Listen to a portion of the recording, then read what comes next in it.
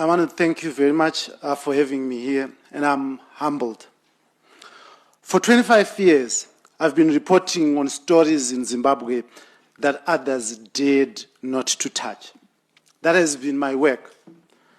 But it was disrupted last year when the Zimbabwean regime sent me to 75 days of horror, a hell in pre-trial detention, for another man's speech.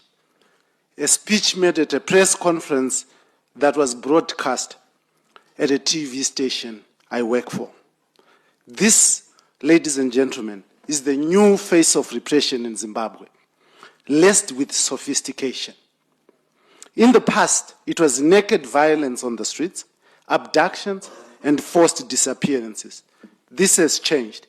It is now violence committed through the legal system, what I call lawfare, violence by law.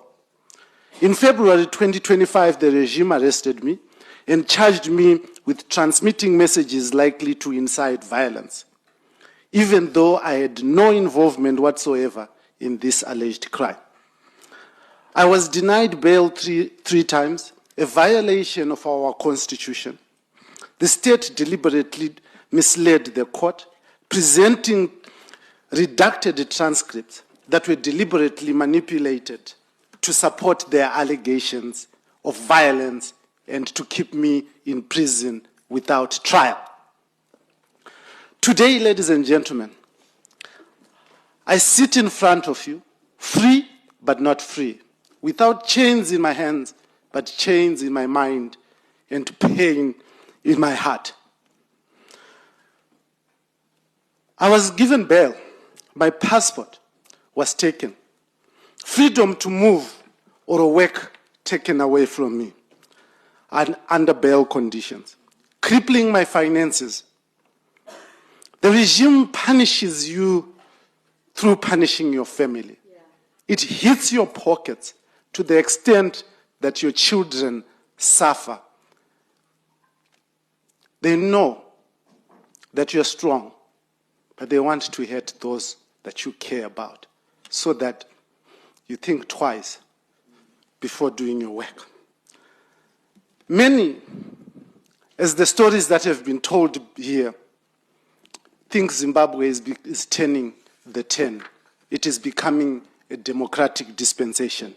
I'm here to tell you that no, it has just become more sophisticated in its operation.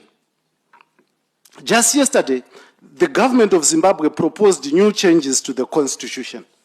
They want to increase the presidential term from 5 years to 7 and allow the president to appoint judges directly and an elected president appointing judges. For a president who promised to stick to the constitution and respect human rights, this attempt to extend terms, appoint judges without scrutiny, and steal voting rights from the people opens, ladies and gentlemen, a very, very dark door, which must scare the world, the UN, into action.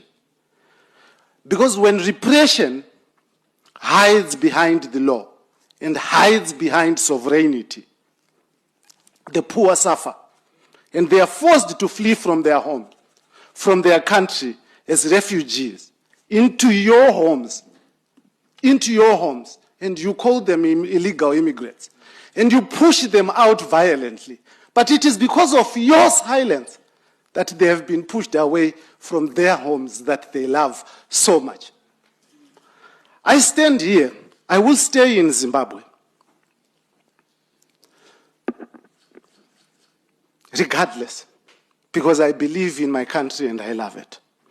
We need international and diplomatic pressure and solidarity to protect the weak, to protect the poor, and to protect human rights, not only in Zimbabwe, but in all the other countries. I know that international pressure works, because it is this pressure from the UK, from the US, and from the EU, and my fellow Zimbabweans that secured my release on May 7. Fact is, Zimbabwe is not democratizing. The West is yet to come. And as a journalist, I will continue to tell the truth. because journalism is all I know and it's all I intend to do. Oppression in one country has consequences in all other countries. It breeds instability and instability to citizens whose country's democracy is working well. It is like COVID. It will spread to everyone. I thank you.